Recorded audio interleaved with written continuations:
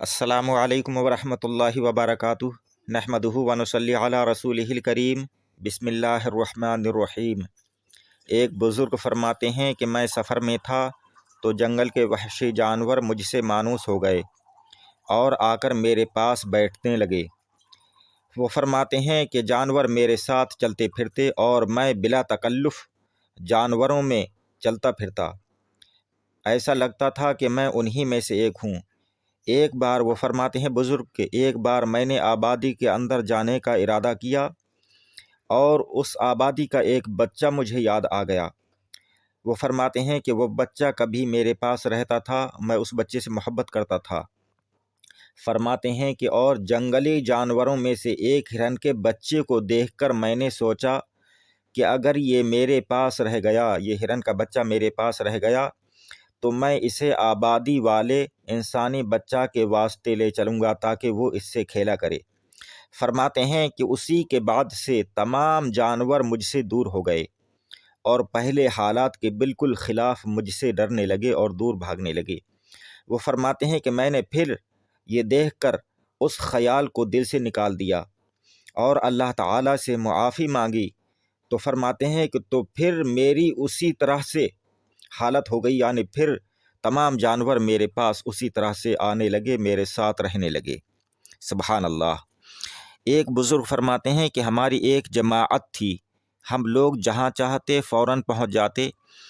हमारे लिए ज़मीन लपेटी जाती थी, यानी बहुत तेज़ी के साथ, सुरअत के साथ हम अपने मकाम पर जहाँ जाना होता वहाँ पहुँच जाते थे। वो फरमाते हैं कि मैंने एक रोज़ अपनी औलाद के लिए एक मकान ख़रीदा और उसका कागज़ हासिल किया, यानी बायनामा हासिल किया। फरमाते हैं कि मेरे हम जमाअत यानी मेरे साथियों ने मुझे पैगाम भेजा कि हम लोगों से फ़लाँ मकाम पर आकर मिलो। वो फरमाते हैं कि उसके बाद मैंने उस अमल की तरफ तवज्जो दी, मैंने उस अमल को करना चाहा जिसके ज़रिया से मैं दूर दराज के मकाम पर पहुंच जाता था बहुत जल्द। फरमाते हैं कि लेकिन कामयाबी ना हुई। फरमाते हैं कि उसके बाद मैंने दोस्तों को कहला भेजा कि मेरी वो ताकत, वो क़ुव्वत, वो मर्तबा, वो शान मुझसे छीन लिया गया है कि जिसके ज़रिया से हम परवाज़ करते हुए, उड़ते हुए बहुत दूर बहुत जल्द पहुंच जाते थे।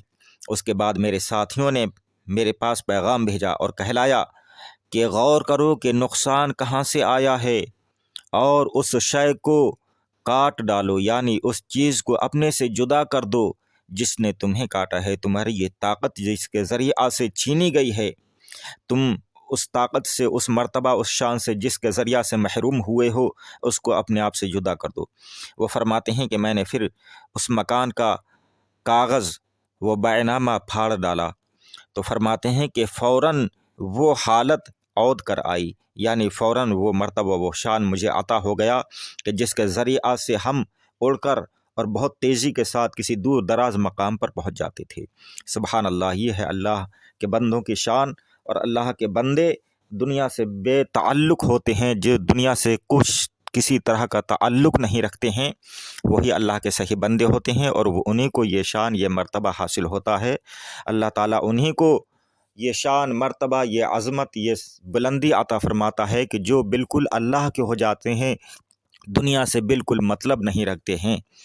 अल्लाह ताला हम सबको अपनी सच्ची मोहब्बत अताअत नसीब फ़रमाए। आप हज़रात हमारे चैनल को सब्सक्राइब करें। अस्सलामु अलैकुम, खुदा हाफ़िज़।